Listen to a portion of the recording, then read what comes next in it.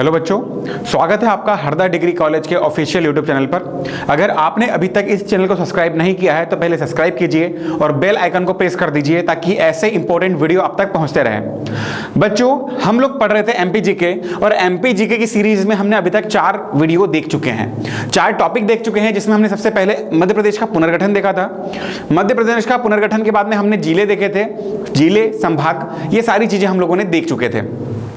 आज हमारा फिजिकल में एक बड़ा टॉपिक है मध्य प्रदेश के पठार। एक्चुअल में पठार होते क्या है? तो बच्चों, आपने पहले देखा होगा कि एक लेवल आता है पर्वतों का, है ना, हिल्स जो रहते हैं, पहाड़ियां जो होती है, पहाड़ियां ऊंची होती हैं। वहीं बात करें मैदान सरफेस की तो मैदान सपाट होता है और दोनों के बीच में जो पहाड़, छोटे पहाड़ हम बोल सकते हैं, या फिर जो बहुत बड़े बड़े इलाके में चोटियां नहीं होती है, ठीक है, और वो सरफेस भी नहीं होता, तो ऐसी चीजों को हम पठार बोलते हैं। सीधी सी बात कि पहाड़ और सरफेस जो जमीन है उसके लेवल, मतलब उसके बीच की चीज क्या बोल सकते हैं? हम पठार बोल सकते हैं। मध्य प्रदेश में जो पठार है बच्चों, ध्यान से देखना, मध्य प्रदेश में पठार बहुत इंपॉर्टेंट है, इनसे लगभग 3 से 4 क्वेश्चन पूछे जाते हैं। मध्य प्रदेश में पठार जो है बेसिक तो 3 प्रकार के होते हैं। यहां पर मैंने मैप बनाया है, मैप के पहले हम लोग चलते हैं। तो मध्य प्रदेश का जो फिजियोग्राफिक मैप है, इंडिया का एक ऑथराइज्ड मैप है, उसके अनुसार पठार 3 प्रकार का होता है। पहला होता है इसमें मध्य की उच्च भूमि, सेकंड होता है हमारा बघेलखंड या फिर बोल सकते हैं हम पूर्वी पठार, और थर्ड होता है हमारा सतपुड़ा मैकाल पर्वत श्रृंखला। ये 3 बेसिक पठार होते हैं पूरे मध्य प्रदेश में, जो कि हमें पढ़ना होता है। लेकिन हम मध्य प्रदेश में, अगर देखो ऑब्जेक्टिव में क्वेश्चन आता है कि बताइए कि मध्य प्रदेश में पठार कितने होते हैं। अगर ऑप्शन में आपको 3 भी है, 7 भी है, तो आपको लगाना है 3। लेकिन आपको ऑप्शन में 3 नहीं है तो आपको फिर आंसर लगाना है 7। कैसे? देखो बताता हूं। मध्य की उच्च भूमि को आगे फिर 5 प्रकारों में बांटा है। जैसे पहला है मध्य भारत का पठार, दूसरा है मालवा का पठार, तीसरा है बुंदेलखंड का पठार, चौथा है रीवा पन्ना का पठार, और 5वां है नर्मदा सोन घाटी क्षेत्र।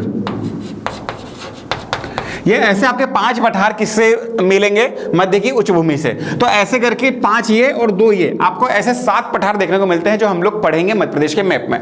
तो आइए सबसे पहले हम लोग पढ़ते हैं। जैसे मैंने बताया कि मध्य की उच्च भूमि में पठार होते हैं, मध्य भारत का पठार। आप लोग नोट्स लिखते भी चलिएगा अगर आप वीडियो देख रहे हैं तो, इंपॉर्टेंट है, क्योंकि पहला हमारा आता है मध्य भारत का पठार। तो मध्य भारत का पठार यहां पर आपको दिख रहा होगा, इतना बड़ा क्षेत्र जो है वो आपका मध्य भारत के पठार के अंतर्गत आता है। पूरे मध्य प्रदेश का लगभग 10.7% जो हिस्सा है वो ये लेता है, 10.7% हिस्सा जो है वो ये घेरता है। अब यहाँ पर रोचक चीजें क्या है तो वो देखो आप, मध्य भारत का जो पठार है सबसे पहले तो वो चंबल घाटी क्षेत्र में आता है।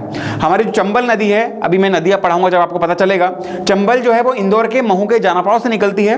तो ये इस तरीके से जाते हुए ये पूरे के पूरे पठार की उत्तरी सीमा बनाती है, नॉर्थ जो लाइन है इसकी वो बनाती है। तो यहाँ पर चंबल घाटी क्षेत्र है। दूसरी चीज, यहाँ की जो जलवायु है वो है उष्णकटिबंधीय, मतलब कि यहाँ की जलवायु जो है वो सूखी जलवायु है, या आप बोल सकते हैं महाद्वीपीय जलवायु है।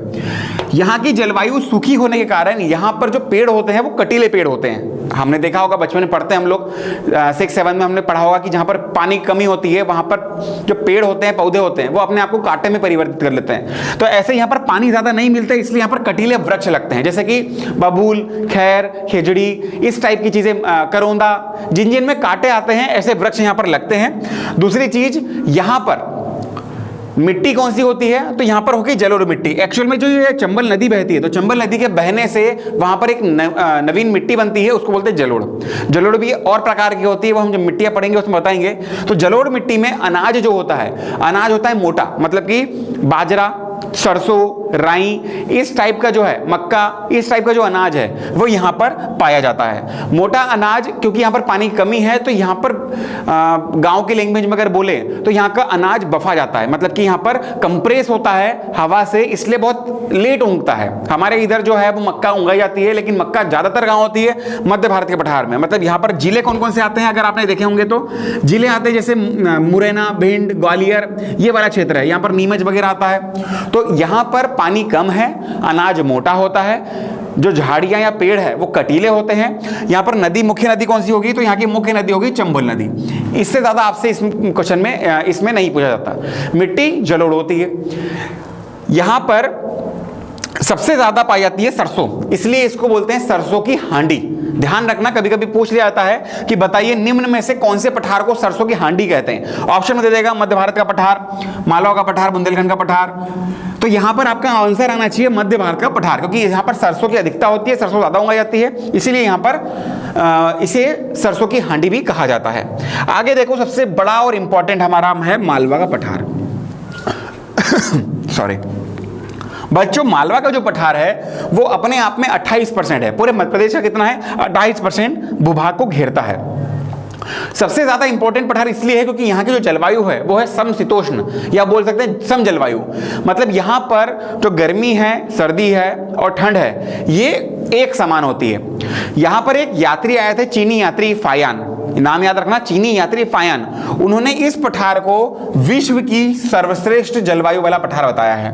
मतलब यहाँ पर एकदम नॉर्मल टेम्परेचर रहता है, ज्यादा नहीं होती। एक्चुअल में इंदौर वाला जो एरिया है वो मालवा एरिया बोलते हैं। मालवा एरिया में टेम्परेचर वो सही रहता है। यहाँ पर हम लोग फसलों की बात करें तो यहाँ पर गेहूं, सोयाबीन, चने, इस टाइप की फसलें जो है उगाई जाती है। सबसे और इंपॉर्टेंट चीज जो पूछी जाती है, यहाँ पर है मिट्टी काली। काली मिट्टी जो है वो इस पूरे पठार में पाई जाती है। काली मिट्टी पूरे मध्य प्रदेश में बहुत ज्यादा परसेंट है, मतलब लगभग 47% जो है अकेली काली मिट्टी मध्य प्रदेश में पाई जाती है।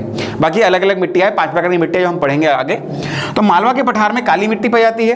काली मिट्टी में सबसे अच्छा क्या होता है? सोयाबीन होती है, कपास होता है। महाराष्ट्र में जो है काली मिट्टी बहुत ज्यादा है, इसलिए वहां पर काली मिट्टी को कपासी मिट्टी बोलते हैं, क्योंकि कपास के लिए बहुत ज्यादा उपयुक्त होती है काली मिट्टी। दूसरी चीज, यहाँ पर नदियां बहुत है, जैसे कि कौन कौन सी? चंबल नदी हो गई, बेतवा नदी आती है, नर्मदा के किनारे पर पूरा बसा हुआ है, इसीलिए यहाँ पर फसलें जो है बहुत अच्छी उन्नत होती है। न बाढ़ वाला एरिया है, न ज्यादा कोई सूखा एरिया है, बहुत अच्छा एरिया ये। यहाँ पर वन की बात करें, पेड़ की बात करें तो एक तरफ यहाँ पर पाए जाते हैं सागौन के वृक्ष और एक साइड पाए जाएंगे साल के वृक्ष। ये 2 प्रकार के मेन वृक्ष पाए जाते हैं। अच्छा खासा जंगल है, इसीलिए ये पठार जो है वो बहुत अच्छा और इंपॉर्टेंट पठार है। पूरे मध्य प्रदेश का 28% ये भूभाग घेरेगा। आगे देखो, आगे हम लोग पढ़ते हैं बुंदेलखंड का पठार। बुंदेलखंड का पठार जो है वो अपने आप में 7.5% या बोल सकते हैं 7.7% भूभाग को घेरता है। अगली बात करें बुंदेलखंड के पठार में मिट्टी कौन सी होती है? तो भाई देखो, यहां से काली मिट्टी लग रही है, यहां से जो है वो लाल मिट्टी लग रही है। यहां पर मिट्टी जो होती है वो होती है लाल काली मिट्टी। लाल काली मिट्टी मतलब काली मिट्टी इधर से होती है, ये कुछ एरिया में यहां पर जलोढ़ मिट्टी मिलेगी और इधर मिलेगी आपको लाल मिट्टी। लाल मिट्टी का लाल रंग लोहे की अधिकता के कारण, या बोल सकते हैं लोहे के ऑक्सीकरण के कारण। जब लोहा ऑक्सीकरण करता है तो उसमें क्या होता है? जंग लग जाती है, तो जंग लगने से उसका कलर लाल हो जाता है। तो यहाँ की मिट्टी का कलर लाल इसीलिए होता है कि वहां पर लोहे, आयरन के ऑक्सीकरण के कारण होता है। तो बुंदेलखंड का पठार अपने आप में 7.5% है। वही बात की जाए यहाँ की फसलों की तो सरसों की अधिकता यहाँ पर भी होती है, लेकिन इतनी ज्यादा नहीं होती जितने की मध्य भारत के पठार में हो रही थी, इसलिए इसको सरसों की हांडी नहीं बोलेंगे, नॉर्मल पठार है। आगे चले, रीवा पन्ना का पठार। अब दोस्तों देखना, यहाँ पर अलग अलग प्रकार की मिट्टियां हैं और अलग अलग प्रकार की मिट्टियों से ये घिरा रहा है रीवा पन्ना का पठार। तो रीवा पन्ना का पठार जो है वो अपने आप में 10.5% मतलब कि 10.6% घेरता है। साथ में यहाँ पर मिश्रित मिट्टी होती है। मिश्रित मिट्टी जो है वो कम उपजाऊ होती है, क्योंकि देखिए अगर माना जाए कि पौधे को जिस चीज की आवश्यकता हो, अगर वही चीज मिले तो पौधा डेवलप होता है, लेकिन उसको सारी चीजें मिलेंगी तो वो डेवलप नहीं होगा। मतलब जैसे आपने देखा होगा कि चने में यूरिया नहीं छिड़का जाता, गेहूं में यूरिया छिड़कते हैं। तो यूरिया मतलब नाइट्रोजन जो है वो किस में लग रहा है? गेहूं में लग रहा है, लेकिन चने में नहीं लग रहा है। अगर आप चने में यूरिया डालोगे तो चना खराब हो जाएगा। वैसे ही यहां पर हर प्रकार के जो तत्व हैं वो शामिल है, जिनकी आवश्यकता नहीं है वो तत्व भी शामिल है, इसलिए ये कम उपजाऊ मिट्टी यहां की बोली जाती है।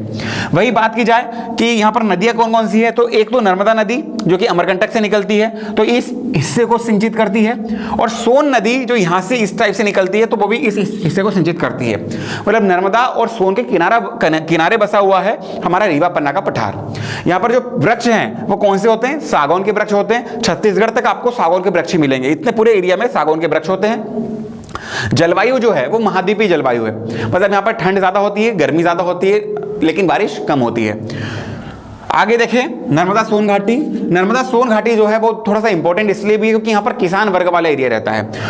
पूरे भारत का सबसे उन्नत किसान वर्ग रहता है नर्मदा सोन घाटी में।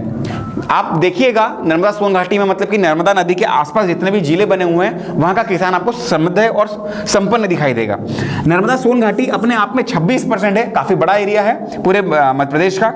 26 एरिया होने के साथ साथ यहाँ पर दो मुख्य नदियां हैं, नर्मदा नदी जो इस एरिया में है और सोन नदी जो इस एरिया में है। दोनों नदियां यहाँ पर बहती हैं। साथ में नदियों के कारण यहाँ पर पानी वाली फसलें लगाई जाती है। पानी वाली जैसे ककड़ी, तरबूज, टिंडे, लौकी, गिलकी जो सब्जियां होती है और जो फसलें जो ज्यादा पानी मांगती है, ऐसी फसलें पूरी की पूरी घाटी में लगाई जाती हैं। साथ में गेहूं, चने वगैरह भी सब जगह लगाया जाता है। एक्चुअल में देखो मैं जो बता रहा हूं वो इंपॉर्टेंट चीजें हैं। ऐसा नहीं है कि ककड़ी टिंडे जो है वो सिर्फ यहाँ पर लगते हैं, यहाँ नहीं लगते, वहां पर भी लगते हैं, सभी जगह लगते हैं। लेकिन इंपॉर्टेंट मतलब ज्यादा कहाँ लगेंगे तो नर्मदा सोन घाटी में ज्यादा लगेंगे। यहाँ पर सरसों ज्यादा होगा, मालवा के पठार में कपास, सोयाबीन ज्यादा होती है। तो ऐसे ज्यादा वाली चीजें मैं आपको बता रहा हूं। बात करें, ये 5 पठार हो गए हमारे, किसके हो गए? मध्य की उच्च भूमि के हो गए। अब देखो पूर्वी पठार। पूर्वी पठार किसको बोलते हैं हम लोग? बघेलखंड के पठार को ही पूर्वी पठार बोलते हैं। ये जो बना हुआ है, ये बना हुआ है जुरासिक काल की चट्टानों से। जुरासिक काल मतलब जो डायनासोर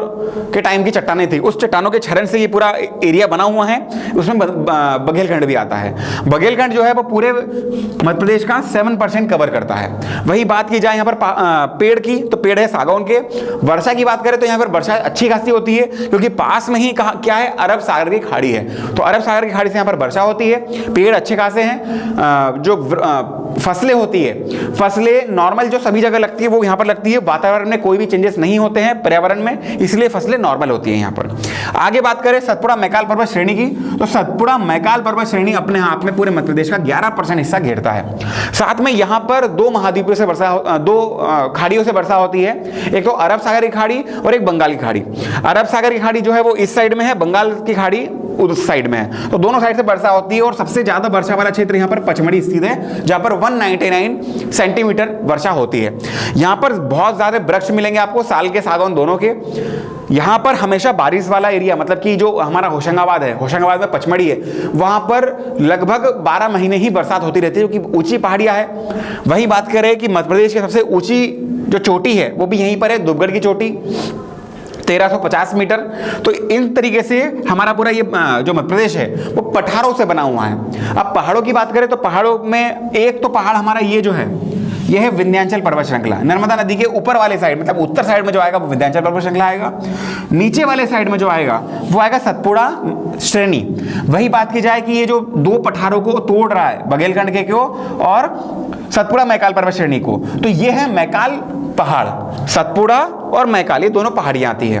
वही नीचे जो है वो राजपीपला की पहाड़ी आती है। ऐसे करके कुछ पहाड़ियां हैं जो कि मध्य प्रदेश में पाई जाती हैं। नॉर्मली अगर बोला जाए कि मध्य प्रदेश किस चीज का हिस्सा है तो वो पठारों का हिस्सा है। पठारों से ही पूरा मध्य प्रदेश हमारा बना हुआ है।